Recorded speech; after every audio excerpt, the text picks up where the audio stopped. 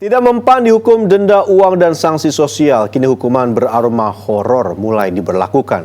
Mulai dari memasukkan pelanggar ke peti mati hingga hukuman berdoa di areal pemakaman COVID-19.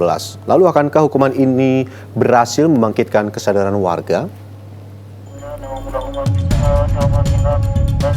Nekat tidak mengenakan masker dan menjaga jarak fisik, 50 warga Sidoarjo dihukum berdoa dan tahlilan di pemakaman khusus COVID-19.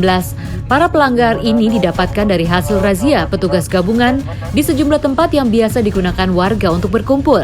Salah satunya di kawasan alun-alun Sidoarjo. Sedikitnya 50 warga terjaring razia. Selain dihukum di areal makam COVID-19 Delta Praloyo Sidoarjo, selama 14 hari KTP mereka akan disita. Ini adalah pesan moral, pesan moral kepada masyarakat yang belum mentaati protokol kesehatan. Arti pentingnya menggunakan masker, arti pentingnya menjaga jarak. Kenapa?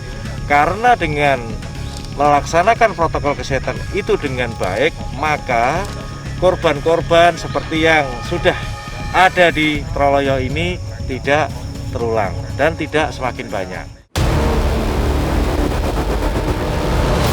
Sementara itu, Satgas Percepatan COVID-19 Cilandak, Jakarta Selatan mengarak peti jenazah di simpang lampu merah Fatmawati Cilandak untuk mengingatkan seluruh pengendara agar tetap menerapkan protokol kesehatan.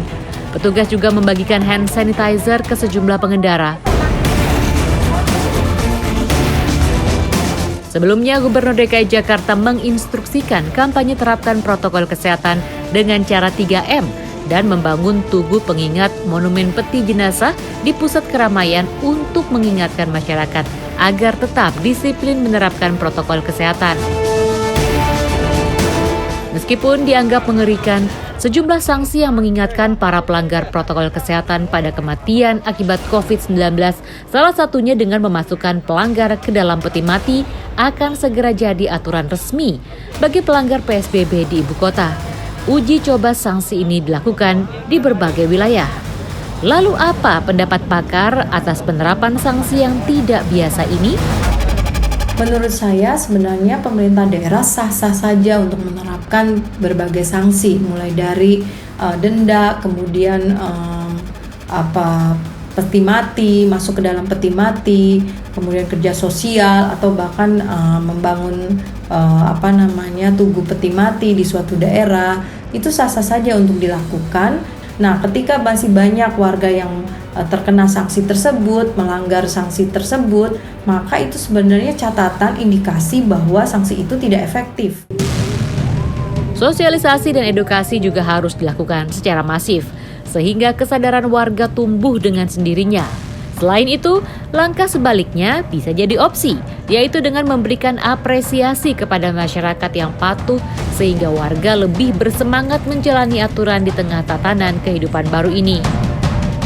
Bukan sekedar memberi hukuman, tapi mengapresiasi mereka-mereka yang sudah mentaati atau menggunakan masker dengan benar gitu. Nah, itu yang sebenarnya juga perlu. Puluhan ribu orang yang terjaring razia dan dijatuhi sanksi termasuk denda telah mencapai 4 miliar rupiah lebih.